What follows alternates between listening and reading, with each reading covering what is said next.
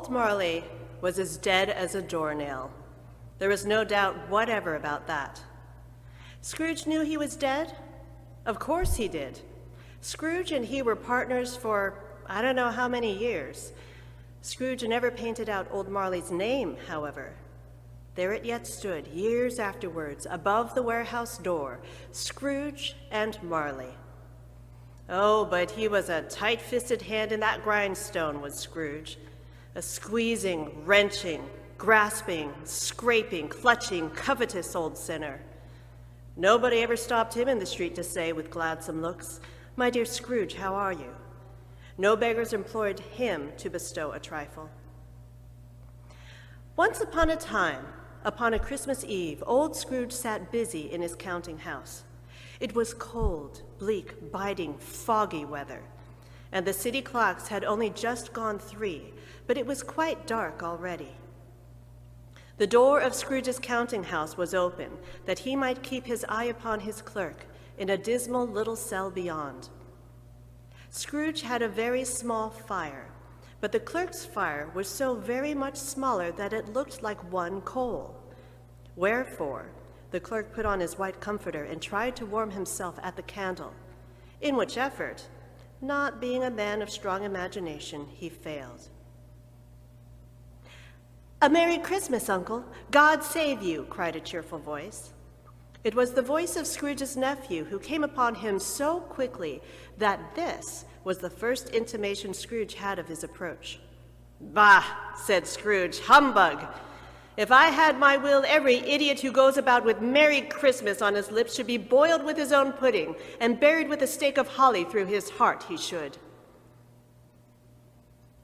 "Uncle, I am sure I have always thought of Christmas time, apart from the veneration due to its sacred origin, though it has never put a scrap of gold or silver in my pocket. I believe that it has done me good, and will do me good, and I say God bless it." The clerk in the tank involuntarily applauded. "Let me hear another sound from you," said Scrooge, "and you'll keep your Christmas by losing your situation." "Don't be angry, Uncle. Come, dine with us tomorrow." "Why did you get married?" "Because I fell in love." "Because you fell in love," growled Scrooge, as if that were the only one thing in the world more ridiculous than a Merry Christmas. "Good afternoon." His nephew left the room without an angry word notwithstanding. The clerk, in letting Scrooge's nephew out, had let 2 portly gentlemen in.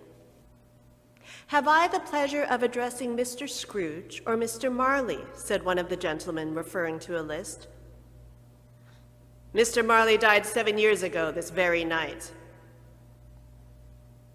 "At this festive season, Mr. Scrooge," said the gentleman, taking up a pen, "it is more than usually desirable that we should make some slight provision for the poor and destitute, sir.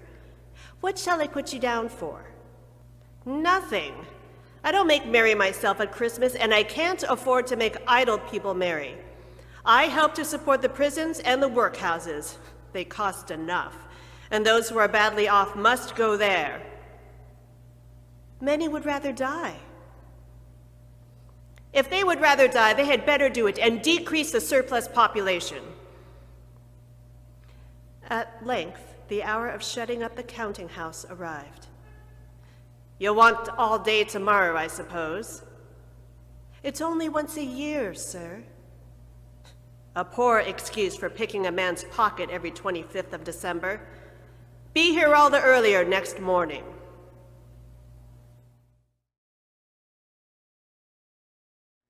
Scrooge took his melancholy dinner at his usual melancholy tavern and went home to bed. He lived in a gloomy suite of rooms which had once belonged to his deceased partner. Now it is a fact that there was nothing at all particular about the knocker on the door of this house, except that it was very large. Also, that Scrooge had as little of what is called fancy about him as any man in the city of London. And yet, Scrooge, having his key in the lock of the door, saw in the knocker not a knocker, but Marley's face. Marley's face. As Scrooge looked fixedly at this phenomenon, it was a knocker again. He said, "Boo! Boo!" and closed the door with a sound like thunder. Scrooge was not a man to be frightened by echoes. He fastened the door, walked across the hall, and up the stairs. Up Scrooge went, not caring a button for its being very dark. Darkness is cheap, and Scrooge liked it, but before he shut his bedroom door, he walked through the rooms to see that all was right. He had just enough recollection of Marley's face to desire to do that. Sitting room, bedroom, lumber room, all as they should be. Nobody under the bed, nobody under the table, nobody in the closet, nobody on his dressing gown, which was hanging up in a suspicious attitude against the wall. Quite satisfied, he closed his door and locked himself in, double-locked himself in, which was not his custom. Thus secured against surprise, he sat down before the very low fire to take some gruel. As he threw his head back in the chair, his glance happened to rest upon a disused bell that hung in the room and communicated, for some purpose now forgotten, with a chamber in the highest story of the building. It began to swing. Soon it rang out loudly, and so did every bell in the house. This was succeeded by a clanking noise, as if some person were dragging a heavy chain over the casks in the wine merchant's cellar below. Through the heavy door, a specter passed into the room before his eyes. His body was transparent, so that Scrooge, looking through his waistcoat, could see the 2 buttons on his coat behind. "How now?" said Scrooge, caustic and cold as ever. "What do you want with me?" "In life, I was your partner, Jacob Marley. Can you sit down?" "I can. Why do you doubt your senses?" "Because a little thing affects them. A slight disorder of the stomach makes them cheats. You may be an undigested bit of beef, a fragment of an underdone potato. There's more gravy than of grave about you, whatever you are. Hear me. My time is nearly gone. I am here tonight to warn you that you have yet a chance and hope of escaping my fate, a chance and hope of my procuring Ebenezer." "But you were always a good man of business, Jacob," faltered Scrooge. "Business! Mankind was my business. The common welfare was my business. Charity, mercy, forbearance, benevolence were all my business. Why did I walk through crowds of fellow beings with my eyes turned down? You will be haunted by 3 spirits." "Jacob, I think I'd rather not. Without their visits, you cannot hope to shun the path I tread. Expect the first tomorrow night when the bell tolls 1. It walked backward from him, and at every step it took, the window raised itself a little, so that, when the apparition reached it, it was wide open. Scrooge closed the window and examined the door by which the ghost had entered. It was double-locked, and the bolts were undisturbed. Scrooge tried to say "humbug," but stopped at the first syllable, and fell asleep on the instant.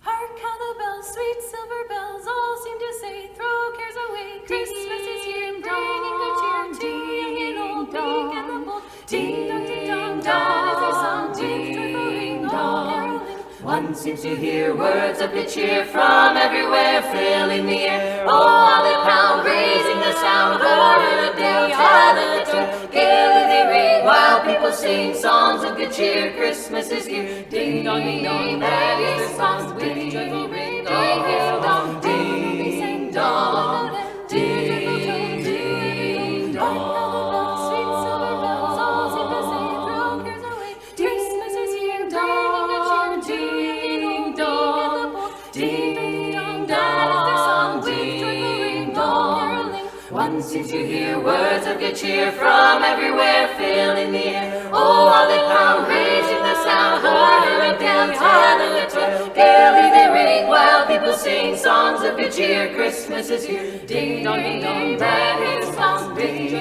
dong, ding dong.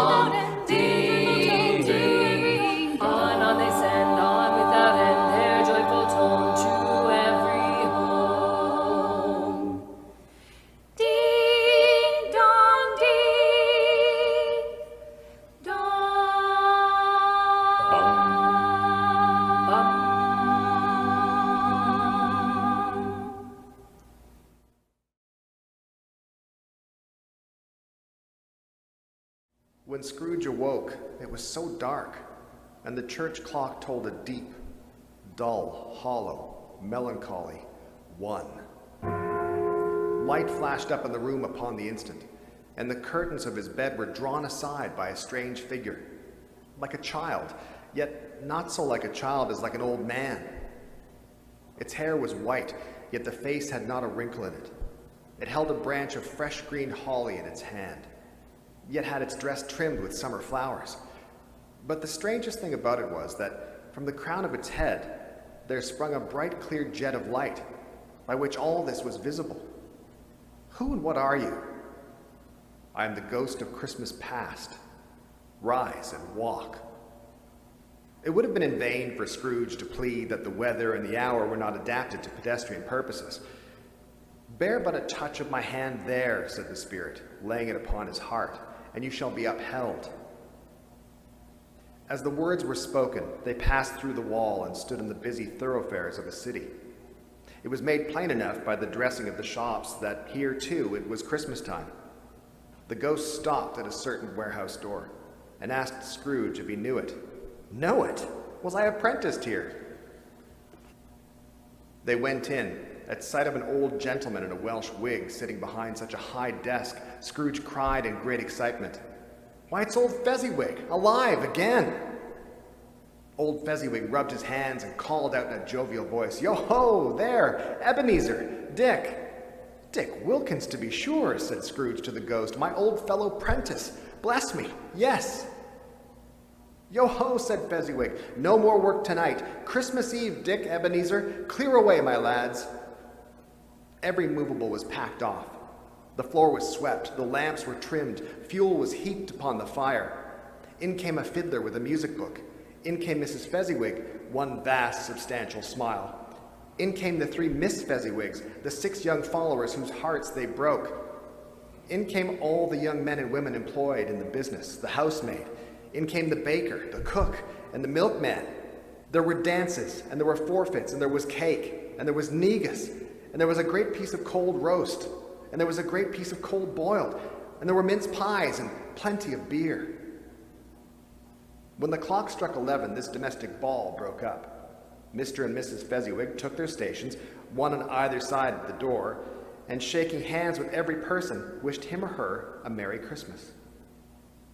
"A small matter," said the ghost, "to make these silly folks so full of gratitude. He has spent but a few pounds of your mortal money." Scrooge felt the spirit's glance. "My time grows short," observed the spirit. "Quick."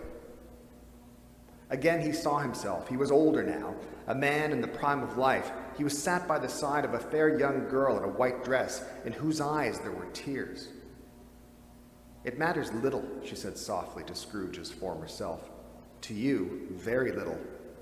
Another idol has displaced me, and if it can comfort you in time to come, as I would have tried to do, I have no just cause to grieve." "What idol has displaced you?" asked the younger Scrooge. "A golden one. Gain engrosses you. I release you, with a full heart, for the love of him you once were." "Spirit, remove me from this place," said Scrooge. "I told you these were shadows of the things that have been," said the ghost. "That they are what they are, do not blame me." "Remove me," Scrooge exclaimed. "I cannot bear it." As he struggled with the spirit, he was conscious of being exhausted. He had barely time to reel to bed before he sank into a heavy sleep.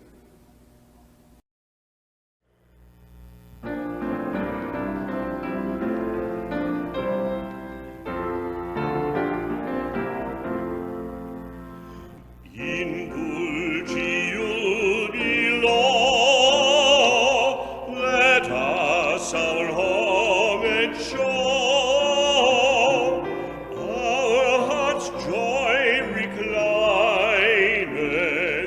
in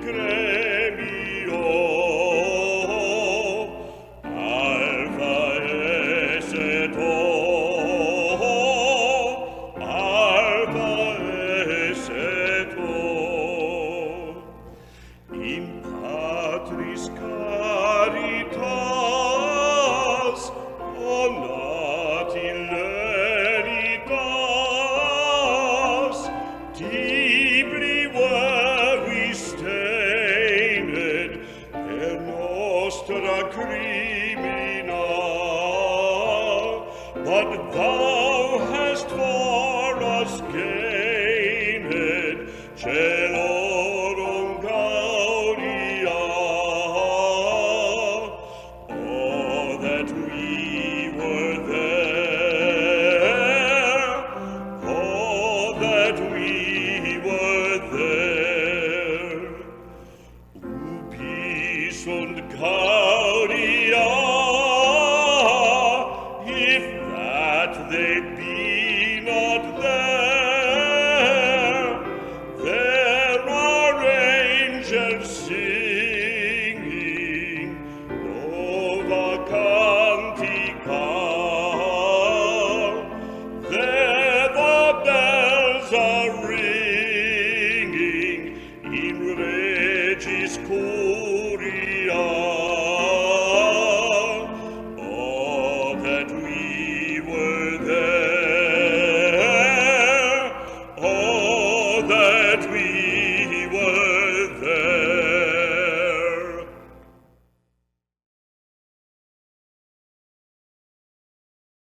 Scrooge awoke in his own bedroom, but the walls and ceiling were so hung with living green that it looked a perfect grove. Heaped upon the floor to form a kind of throne were turkeys, geese, game, great joints of meat, sucking pigs, long wreaths of sausages, mince pies, plum puddings, barrels of oyster, red-hot chestnuts, juicy oranges, immense 12th cakes, and great bowls of punch.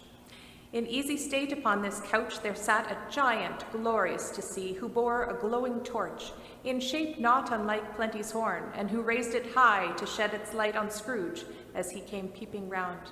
Come in, I am the ghost of Christmas present. Have never walked with my elder brothers? I don't think I have. Have you many brothers, Spirit? More than 1,800. Spirit, conduct me where you will. I went forth last night on compulsion. Tonight, if you have aught to teach me, let me profit by it. Touch my robe. Scrooge did as he was told and held it fast. The room and its contents all vanished instantly, and they stood in the city streets upon a snowy Christmas morning.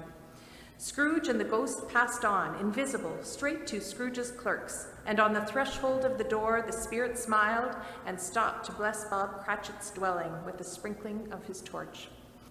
Then up rose Mrs. Cratchit, Cratchit's wife, and laid the cloth, assisted by Belinda Cratchit, second of her daughters, while Master Peter Cratchit plunged a fork into the saucepan of potatoes. And now 2 smaller Cratchits, boy and girl, came tearing in, screaming that outside the baker's they had smelt the goose and known it for their own. And, basking in the luxurious thoughts of sage and onion, these young Cratchits danced about the table and exalted Master Peter Cratchit to the skies, while he blew the fire until the slow potatoes, bubbling up, knocked loudly at the saucepan lid to be let out and peeled. What has ever got your precious father, then? Said Mrs. Cratchit. And in came Bob the father, with at least 3 feet of comforter, exclusive of the fringe hanging down before him, and his threadbare clothes darned up and brushed to look seasonable, and Tiny Tim upon his shoulder. Alas, for Tiny Tim, he bore a little crutch and had his limbs supported by an iron frame. Why, where's our Martha? Said Bob Cratchit. Not coming, said Mrs. Cratchit. Not coming, said Bob. Martha didn't like to see him disappointed, if it were only in joke, so she came out prematurely from behind the closet door and ran into his arms, while the 2 young Cratchits hustled Tiny Tim and bore him off into the wash-house, that he might hear the pudding singing in the copper. And how did little Tim behave? Asked Mrs. Cratchit. As good as gold, said Bob, and better. Somehow he gets thoughtful sitting by himself so much and thinks the strangest things you ever heard. He told me coming home that he hoped the people saw him in the church because he was a cripple, and it might be pleasant to them to remember upon Christmas Day who made lame beggars walk and blind men see. His active little crutch was heard upon the floor, and back came Tiny Tim before another word was spoken, escorted by his brother and sister to his stool beside the fire.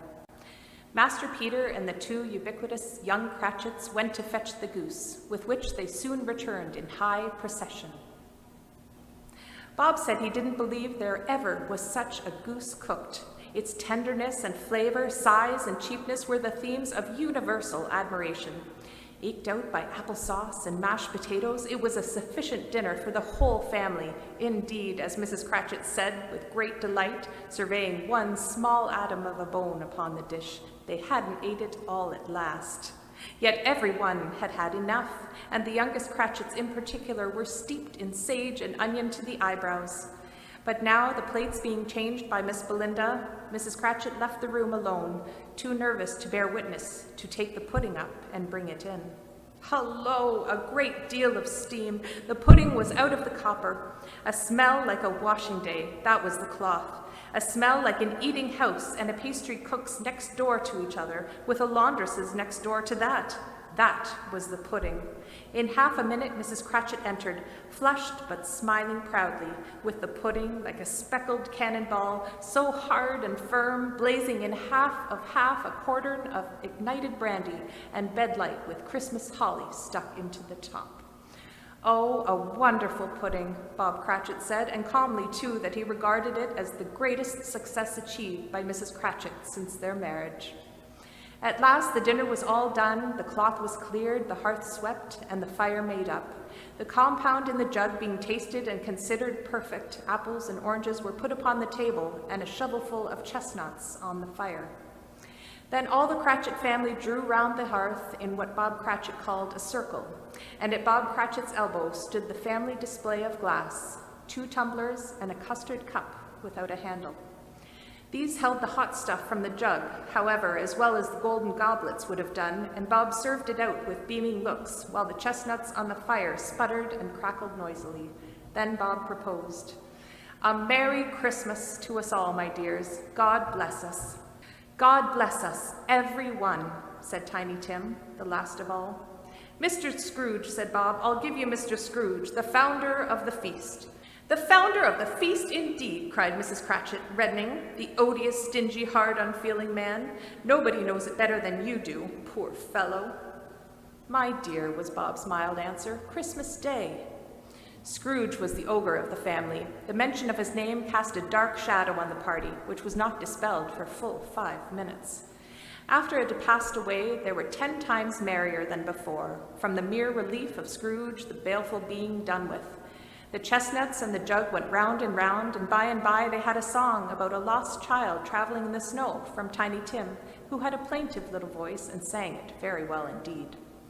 They were not a handsome family. They were not well dressed. Their shoes were far from being waterproof. Their clothes were scanty, and Peter might have known, and very likely did, the inside of a pawnbroker's. But they were happy, grateful, pleased with one another, and contented with the time. It was a great surprise to Scrooge as the scene vanished to hear a hearty laugh. It was a much greater surprise to Scrooge to recognize it as his own nephew's, and to find himself in a bright, dry, gleaming room with the Spirit standing smiling by his side and looking at that same nephew and his friends.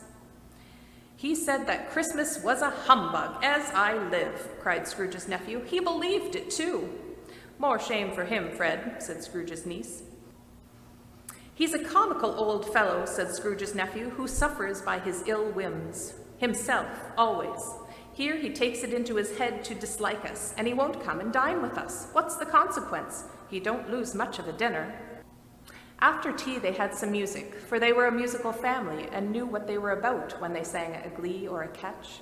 Then they set to a game called Yes or No, where Scrooge's nephew had to think of something and the rest must find out what, he only answering to their questions yes or no. The fire of questioning elicited from him that he was thinking of an animal, rather a disagreeable animal, an animal that growled and grunted sometimes and talked sometimes and lived in London and was not a horse or a cow or a cat or a bear. At last the plump sister cried out, "I know what it is, Fred, I know what it is. It's your Uncle Scrooge." Suddenly, as they stood together in an open place, the bell struck 12. Scrooge looked about him for the ghost and saw it no more. As the last stroke ceased to vibrate, he beheld a solemn phantom, draped and hooded, coming like a mist along the ground towards him.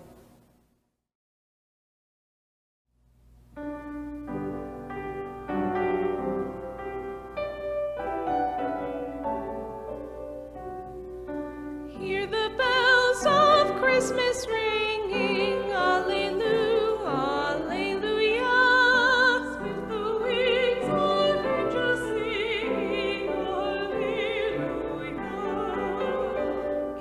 Singing, bells ringing.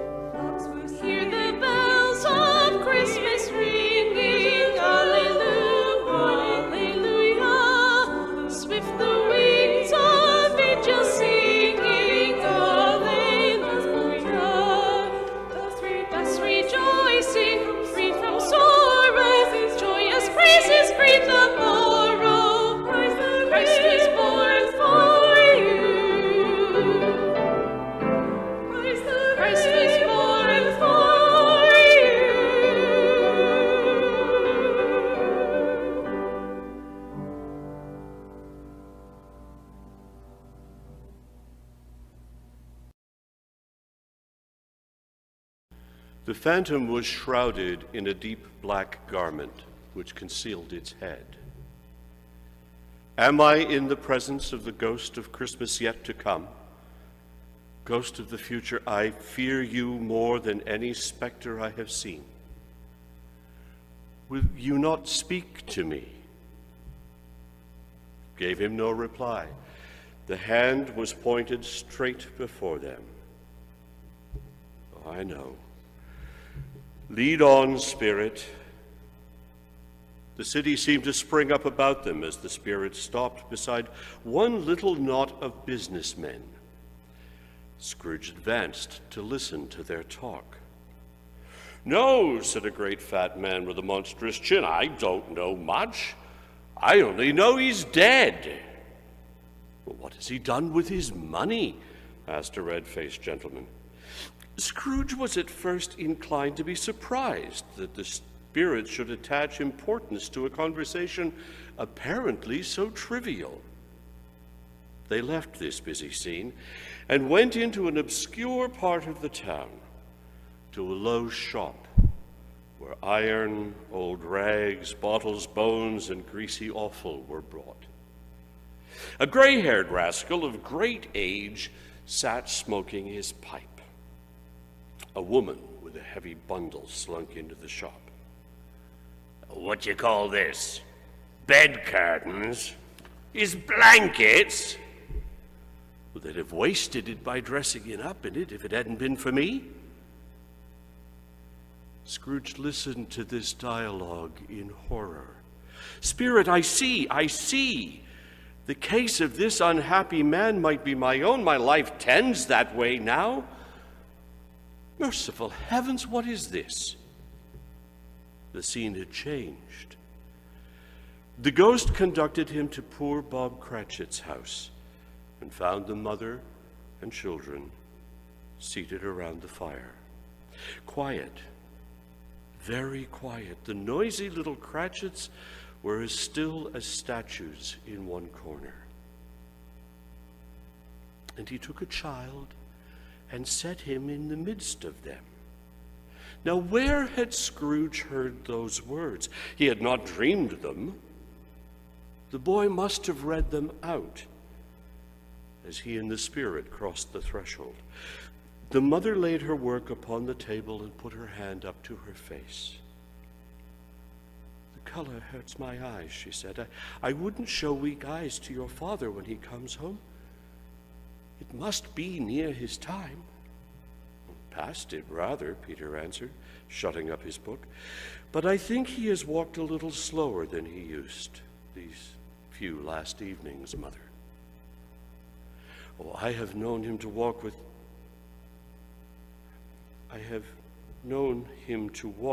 Tiny Tim upon his shoulder very fast indeed.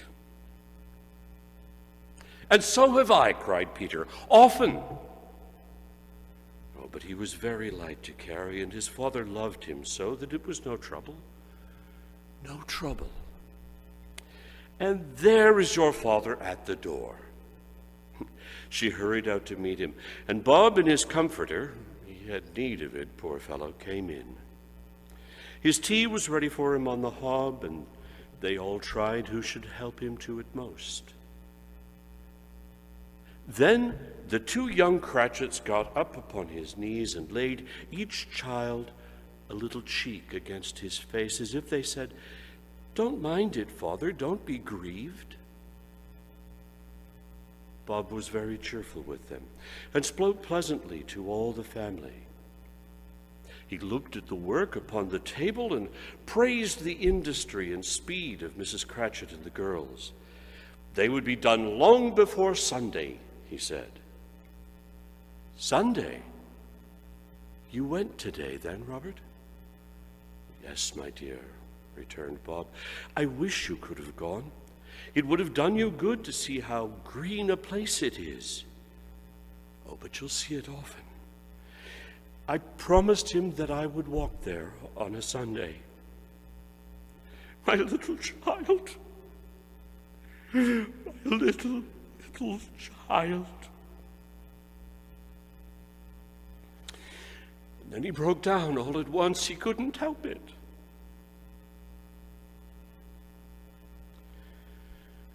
The ghost of Christmas yet to come conveyed him to a dismal, wretched, ruinous graveyard.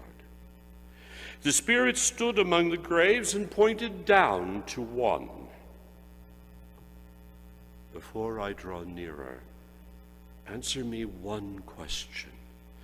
Are these the shadows of things that will be, or are they the shadows of things that may be only? And still the ghost pointed downward to the grave by which it stood. Men's courses will foreshadow certain ends. Scrooge, trembling as he went, followed the finger, and read upon the stone of the neglected grave his own name. Ebenezer Scrooge. No, Spirit, no, Spirit, hear me! I am not the man I was. I will honor Christmas in my heart and try to keep it all the year. Holding up his hands, he saw an alteration in the phantom's hood and dress. It shrunk, collapsed, and dwindled down into a bedpost.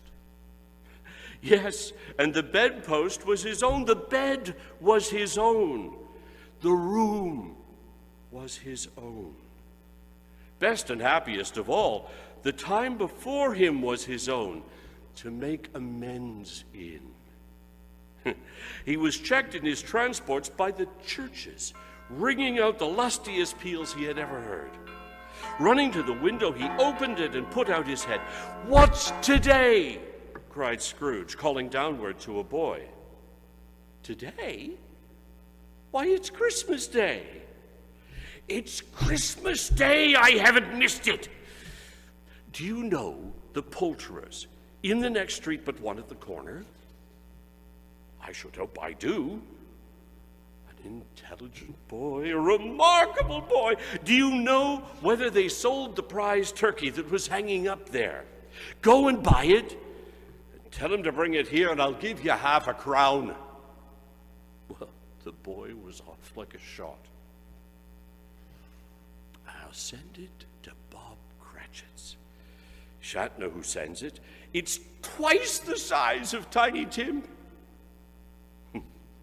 In the afternoon, he turned his steps towards his nephew's house.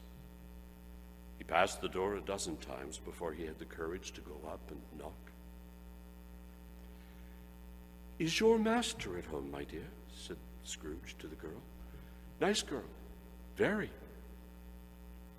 "He's in the dining room, sir, along with mistress." "He knows me," said Scrooge, with his hand already on the dining room lock. "I'll go in here, my dear." "Why, bless my soul," cried Fred, "who's that?" "It's I, your Uncle Scrooge. I have come to dinner. Will you let me in, Fred?" "Let him in? It's a mercy he didn't shake his arm off. He was at home in 5 minutes. Nothing could be heartier. Wonderful party, wonderful games, wonderful unanimity, wonderful happiness." Oh, but he was early at the office next morning. Oh, he was early there. If he could only be there first and catch Bob Cratchit coming late. And he did it. Bob was full 18 minutes and a half behind his time. "Hello," growled Scrooge in his accustomed voice, as near as he could feign it.